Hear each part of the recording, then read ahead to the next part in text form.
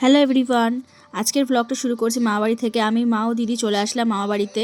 তারপরে দেখলাম দিদি মানে আমার বড়দি, আমার মামার বড় মেয়ে, ও বাইরে থাকে, এসছে কিছুদিনের জন্য। ও সবার জন্য রাতে চিকেন কষা রান্না করছিল। চিকেন কষা রাতে শীতের দিনে রুটি দিয়ে খাই আর ভাত দিয়ে খাই, খুবই সুন্দর লাগে। সেটা সকলেরই হবে হয়তো। তারপরে আমাকে একটু টেস্ট করতে দিল, আমি করলাম, দারুণ হয়েছে। ছোটো বোন আর আমি একটু ক্যামেরার সামনে একটু ভিডিও করছিলাম।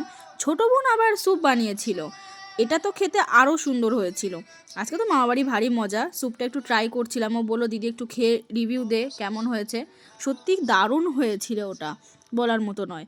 মামাবাড়িটা একটু ঘুরে ঘুরে দেখছিলাম, মা মামি ওরা রাস্তায় গল্প করছিল। মা অনেকদিন পরে মামাবাড়ি গেছে, যেহেতু মায়ের শরীরটাও খুব একটা ভালো নেই।